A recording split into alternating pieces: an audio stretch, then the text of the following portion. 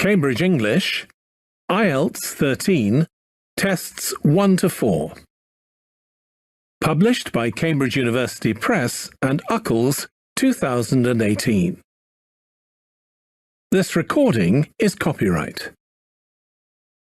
CD 2. Test 3. You will hear a number of different recordings, and you will have to answer questions on what you hear. There will be time for you to read the instructions and questions, and you will have a chance to check your work. All the recordings will be played once only. The test is in 4 sections. At the end of the test, you will be given 10 minutes to transfer your answers to an answer sheet. Now turn to Section 1.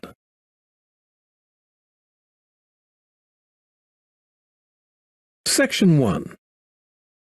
You will hear a man phoning a woman who lives in an English city called Banford to get some advice about moving to that city. First, you have some time to look at questions 1 to 5.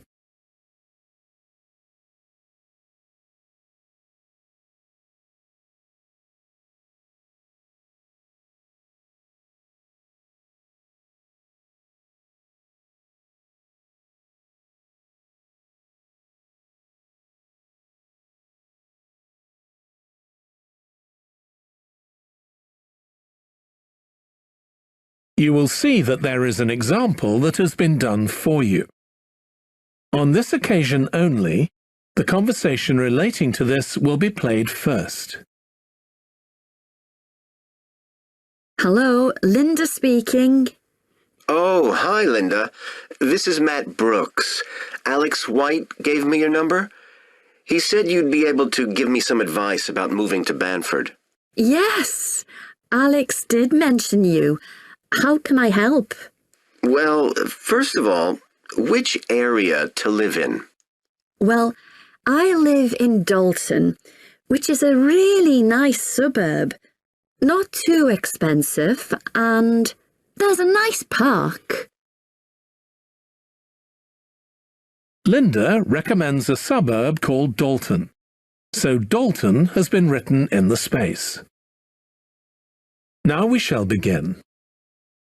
You should answer the questions as you listen, because you will not hear the recording a second time. Listen carefully and answer questions 1 to 5.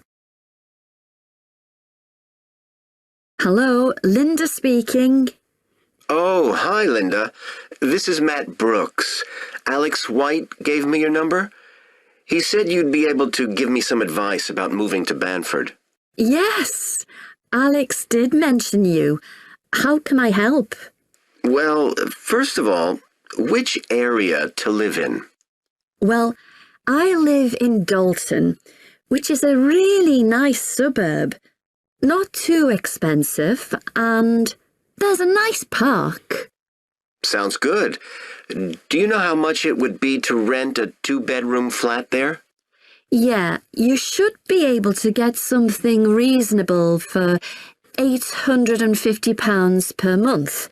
That's what people typically pay. You certainly wouldn't want to pay more than £900. That doesn't include bills or anything. No, that sounds all right. I'll definitely have a look there. Are the transport links easy from where you live? Well, I'm very lucky. I work in the city centre, so I don't have to use public transport. I go by bike. Oh, I wish I could do that. Is it safe to cycle around the city? Yes, it's fine. And it keeps me fit. Anyway, driving to work in the city centre would be a nightmare because there's hardly any parking. And the traffic during the rush hour can be bad. I'd be working from home, but I'd have to go to London 1 or 2 days a week. Oh, that's perfect. Getting to London is no problem. There's a fast train every 30 minutes, which only takes 45 minutes. That's good.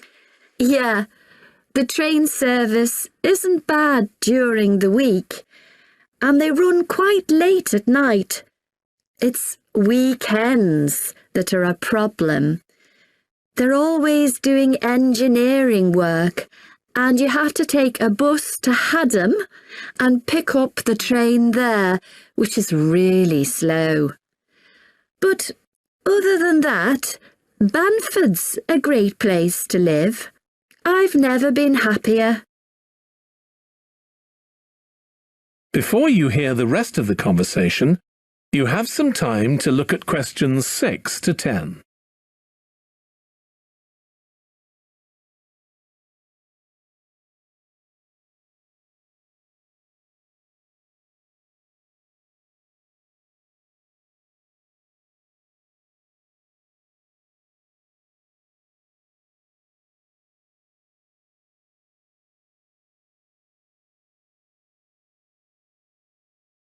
Now listen and answer questions 6 to 10.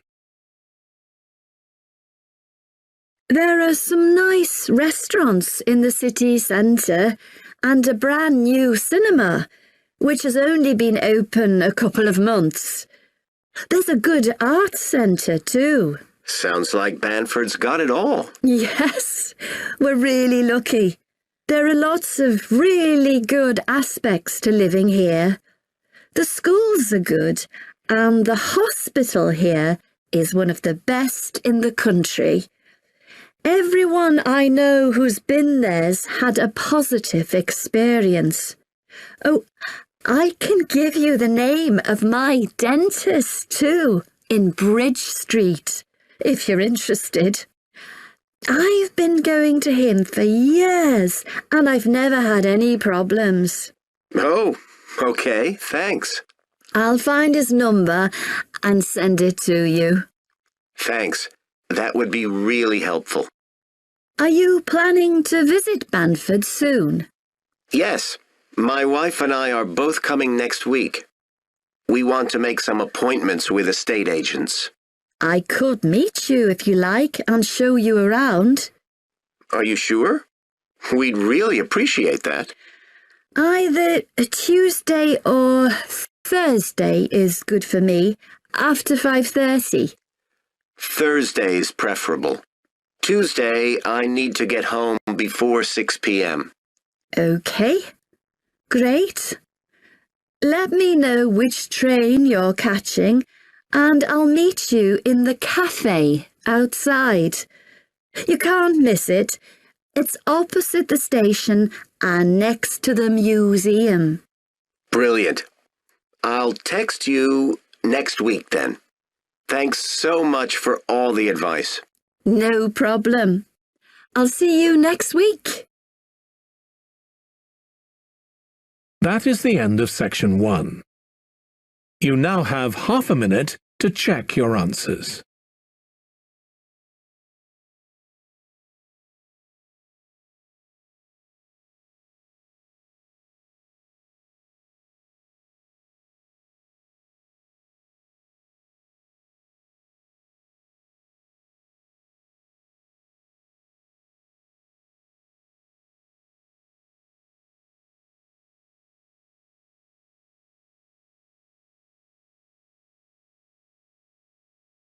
Now turn to section 2. Section 2. You will hear a fitness instructor talking on the radio about different ways of keeping fit. First, you have some time to look at questions 11 to 16.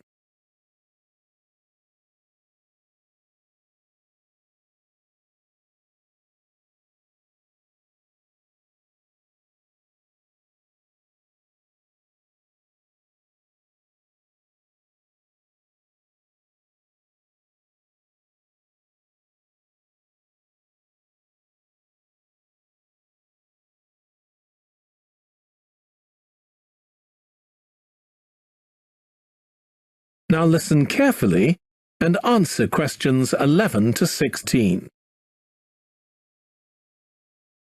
So, if you're one of those people who hasn't found the perfect physical activity yet, here are some things to think about which might help you make the right decision for you. The first question to ask yourself is whether you would enjoy training in a gym. Many people are put off by the idea of having to fit a visit to the gym into their busy day. You often have to go very early or late, as some gyms can get very crowded. But with regular training, you'll see a big difference in a relatively short space of time. Running has become incredibly popular in recent years. That's probably got a lot to do with the fact that it's a very accessible form of exercise. Anyone can run, even if you can only run a few meters to begin with. But make sure you get the right shoes. It's worth investing in a high-quality pair, and they don't come cheap. Another great thing about running is that you can do it at any time of day or night. The only thing that may stop you is snow and ice. Swimming is another really good way to build fitness. What attracts many people is that you can swim in an indoor pool at any time of year. On the other hand, it can be quite boring or solitary. It's hard to chat to people while you're swimming lengths. Cycling has become almost as popular as running in recent years. That's probably because, as well as improving their fitness, many people say being out in the fresh air in a park or in the countryside can be fun, provided the conditions are right, of course. Only fanatics go out in the wind and rain. Yoga is a good choice for those of you looking for exercise which focuses on developing both a healthy mind and body. It's a good way of building strength, and with the right instructor, there's less chance of hurting yourself than with other more active sports. But don't expect to find it easy. It can be surprisingly challenging, especially for people who aren't very flexible. Getting a personal trainer is a good way to start your fitness program. Obviously, there can be significant costs involved, but if you've got someone there to encourage you and help you achieve your goals, you're less likely to give up. Make sure you get someone with a recognised qualification, though, or you could do yourself permanent damage. Before you hear the rest of the radio programme, you have some time to look at questions 17 to 20.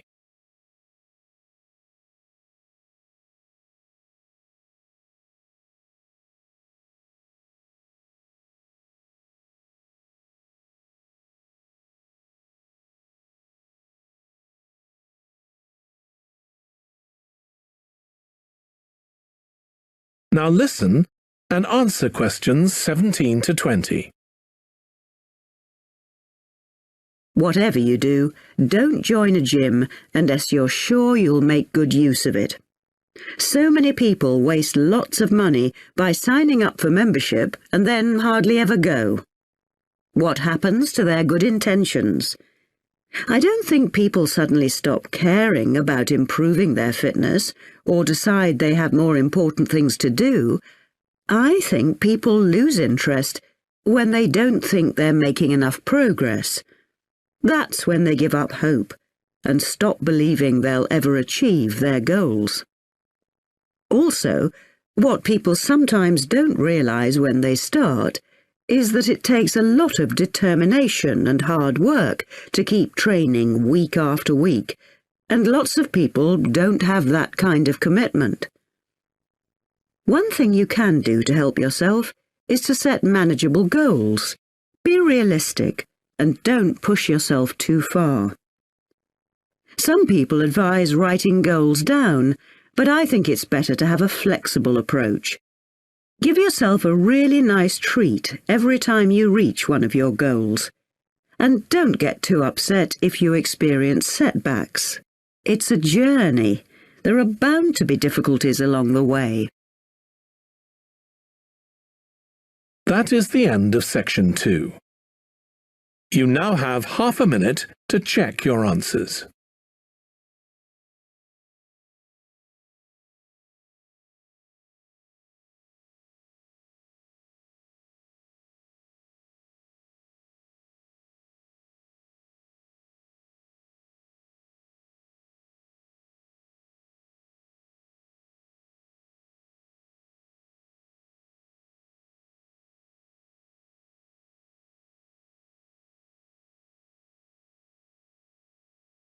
Now turn to Section 3. Section 3. You will hear a textile design student called Jim discussing his project on using natural dyes for colouring fabrics with his tutor. First, you have some time to look at questions 21 to 24.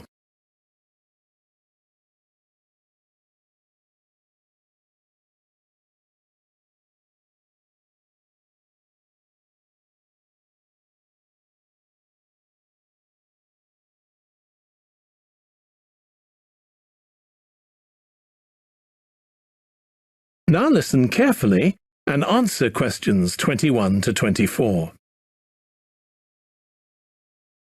OK, Jim, you wanted to see me about your textile design project. That's right. I've been looking at how a range of natural dyes can be used to colour fabrics like cotton and wool. Why did you choose that topic? Well, I got a lot of useful ideas from the museum, you know, at that exhibition of textiles. But I've always been interested in anything to do with colour. Years ago, I went to a carpet shop with my parents when we were on holiday in Turkey, and I remember all the amazing colours. They might not all have been natural dyes. Maybe not, but for the project, I decided to follow it up. And I found a great book about a botanic garden in California that specialises in plants used for dyes. OK. So in your project, you had to include a practical investigation. Yeah. At first I couldn't decide on my variables. I was going to just look at one type of fibre, for example, like cotton. And see how different types of dyes affected it? Yes. Then I decided to include others as well. So I looked at cotton and wool and nylon. With just one type of dye? Various types, including some that weren't natural, for comparison. OK. So I did the experiments last week. I used some ready-made natural dyes. I found a website which supplied them. They came in just a few days, but I also made some of my own. That must have taken quite a bit of time. Yes. I thought it'd just be a matter of a teaspoon or so of dye, and actually that wasn't the case at all.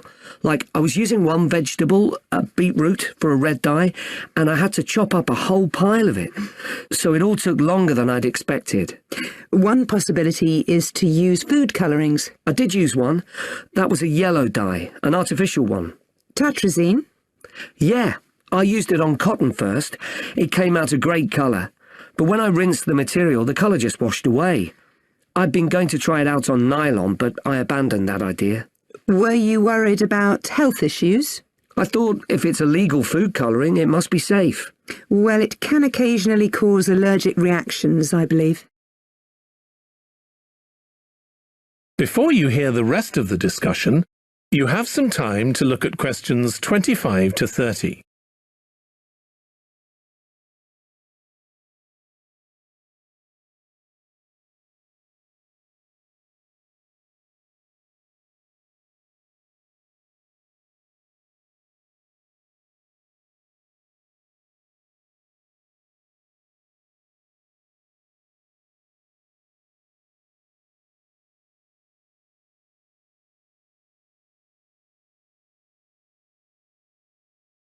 Now listen and answer questions 25 to 30. So what natural dyes did you look at? Well, one was turmeric. The colour's great. It's a really strong yellow. It's generally used in dishes like curry. It's meant to be quite good for your health when eaten, but you might find it's not permanent when it's used as a dye. A few washes and it's gone. Right. I used beetroot as a dye for wool. When I chop up beetroot to eat, I always end up with bright red hands. But the wool ended up just a sort of watery cream shade. Disappointing. There's a natural dye called Tyrian purple. Have you heard of that? Yes. It comes from a shellfish, and it was worn in ancient times, but only by important people, as it was so rare. I didn't use it. It fell out of use centuries ago, though one researcher managed to get hold of some recently. But that shade of purple can be produced by chemical dyes nowadays. Did you use any black dyes? Logwood. That was quite complicated. I had to prepare the fabric so the dye would take. I hope you were careful to wear gloves. Yes, I know the danger with that dye. Good, it can be extremely dangerous if it's ingested. Now, presumably you had a look at an insect-based dye, like cochineal, for example. Yes, I didn't actually make that. I didn't have time to start crushing up insects to get the red colour, and anyway, they're not available here. But I managed to get the dye quite easily from a website, but it cost a fortune. I can see why it's generally just used in cooking and in small quantities. Yes, it's very effective, but that's precisely why it's not used as a dye. I also read about using metal oxide. Apparently you can allow iron to rust while it's in contact with the fabric, and that colours it. Yes, that works well for dyeing cotton, but you have to be careful as the metal can actually affect the fabric, and so you can't expect to get a lot of wear out of fabrics treated in this way. And the colours are quite subtle. Not everyone likes them. Anyway, it looks as if you've done a lot of work. That is the end of section 3. You now have half a minute to check your answers.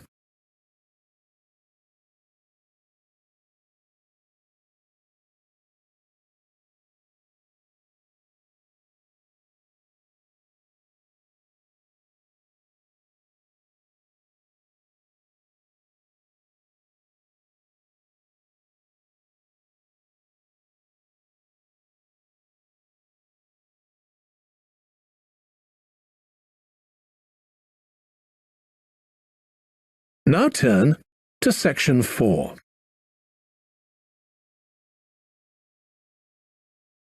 Section 4. You will hear part of a biology lecture about an animal called the sleepy lizard that is common in parts of Australia. First, you have some time to look at questions 31 to 40.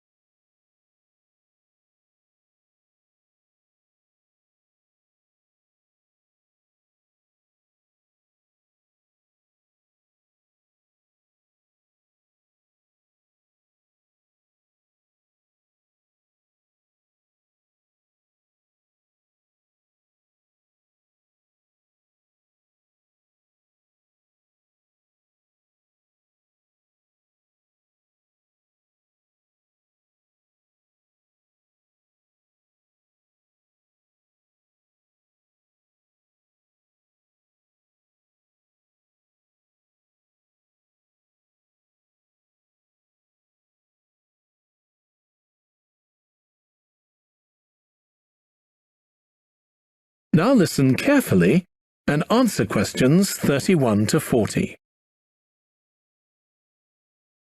Last week we started looking at reptiles, including crocodiles and snakes. Today, I'd like us to have a look at another reptile, the lizard, and in particular, at some studies that have been done on a particular type of lizard whose Latin name is Tiliqua rugosa. This is commonly known as the sleepy lizard, because it's quite slow in its movements and spends quite a lot of its time dozing under rocks or lying in the sun. I'll start with a general description. Sleepy lizards live in Western and South Australia, where they're quite common. Unlike European lizards, which are mostly small, green and fast-moving, sleepy lizards are brown, but what's particularly distinctive about them is the colour of their tongue, which is dark blue, in contrast with the lining of their mouth, which is bright pink. And they're much bigger than most European lizards. They have quite a varied diet, including insects and even small animals, but they mostly eat plants of varying kinds. Even though they're quite large and powerful, with strong jaws that can crush beetles and snail shells, they still have quite a few predators. Large birds like cassowaries were one of the main ones in the past, but nowadays they're more likely to be caught and killed by snakes. Actually, another threat to their survival isn't a predator at all, but is man-made. Quite a large number of sleepy lizards are killed by cars when they're trying to cross highways.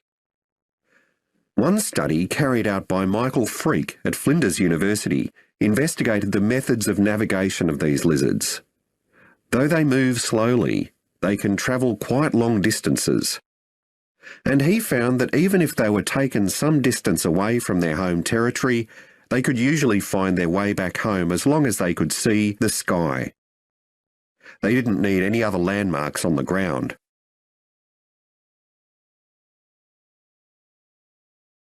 Observations of these lizards in the wild have also revealed that their mating habits are quite unusual. Unlike most animals, it seems that they're relatively monogamous, returning to the same partner year after year. And the male and female also stay together for a long time, both before and after the birth of their young. It's quite interesting to think about the possible reasons for this. It could be that it's to do with protecting their young. You'd expect them to have a much better chance of survival if they have both parents around. But in fact, observers have noted that once the babies have hatched out of their eggs, they have hardly any contact with their parents. So there's not really any evidence to support that idea. Another suggestion's based on the observation that male lizards in monogamous relationships tend to be bigger and stronger than other males. So maybe the male lizards stay around so they can give the female lizards protection from other males. But again, we're not really sure. Finally, I'd like to mention another study that involved collecting data by tracking the lizards. I was actually involved in this myself. So we caught some lizards in the wild and we developed a tiny GPS system that would allow us to track them, and we fixed this onto their tails. Then we set the lizards free again, and we were able to track them for 12 days and gather data, not just about their location, but even about how many steps they took during this period.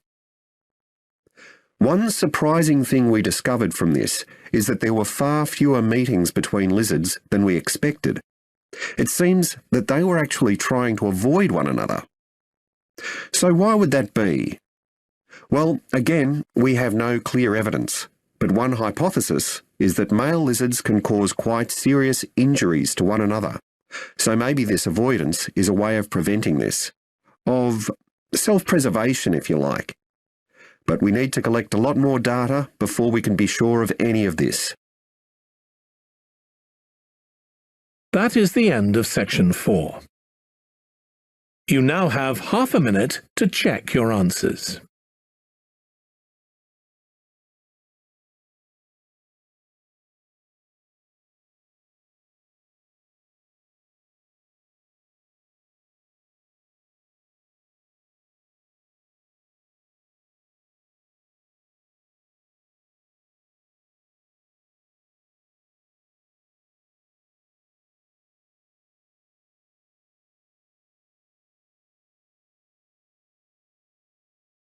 That is the end of the listening test.